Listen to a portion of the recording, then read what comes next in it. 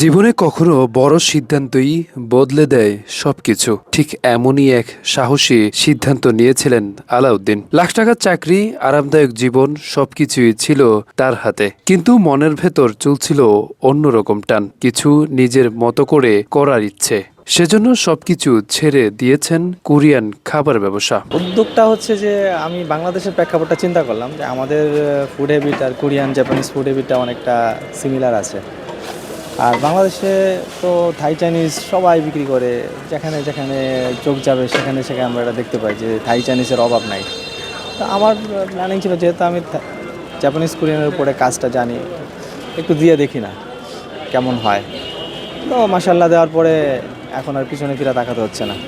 রাজধানীর মতিঝিলের ফুটপাতে দিয়েছেন কোরিয়ান খাবার সহ কয়েকটি আইটেমের খাবার। ব্যবসার শুরুতে মাত্র 1,000 থেকে 2,000 টাকা বিক্রি হতো। দীর্ঘ 7 মাসে খাবারের জনপ্রিয়তা বেড়ে যাওয়ায় এখন 3 থেকে 4 ঘন্টায় বিক্রি শেষ হয়ে যাচ্ছে। তাজা খাবার একদিকে রান্না, অন্যদিকে খাবার বিতরণ, এমন চিত্রই দেখা যায় তার দোকানে। তাই দোকানটির সামনে লেগে থাকে মানুষের ভিড়। স্টার্টিং থেকে আমি প্রথম দিন 17 টাকা সেল করছিলাম, কেউ জানে না।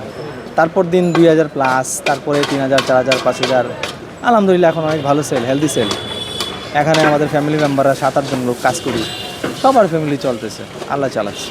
কর্মচারী কেউ নাই, সবাই আমার ফ্যামিলি মেম্বার। স্টার্টিং 12:30 1টা থেকে শুরু হয়, 4টার আগেই শেষ হয়ে যায়। যতটুকু রান্না বলতে গিয়ে আমি সবাই দিতে পারি না, লাস্ট অব্দি এমনও হয় যে ভাই যা আছে তাই দেন।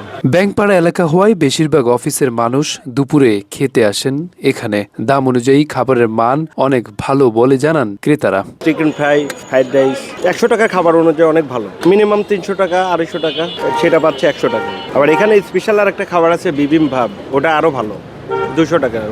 অনেক রিজনেবল প্রাইসের মধ্যে অনেক ভালো। অন্য অন্য তুলনায় ফুটপাথ হিসাবে যথেষ্ট বেটার।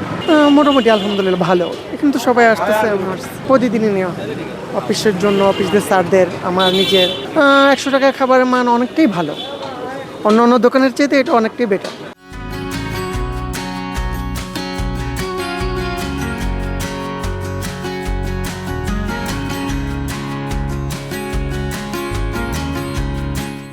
দোকানটি ফুটপাতে হওয়ায় বেশিরভাগ মানুষ খাবার পার্সেল নিয়ে যায়, আবার কেউ ফুটপাতে বসে খাবার খায়, এমন চিত্র দেখা যায়। দোকানটি 12টা থেকে বিকেল 4টা পর্যন্ত খোলা থাকে। পরিবারের ভাই বোনদের সহযোগিতায় চলছে তার ব্যবসা।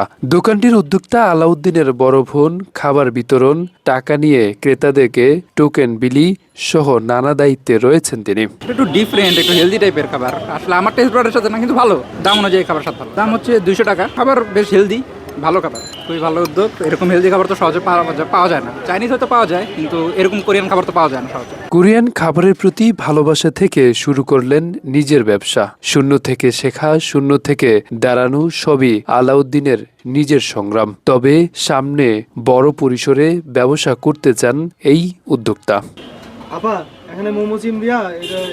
আরাফাত হোসেন, যুগের চিন্তা, ঢাকা।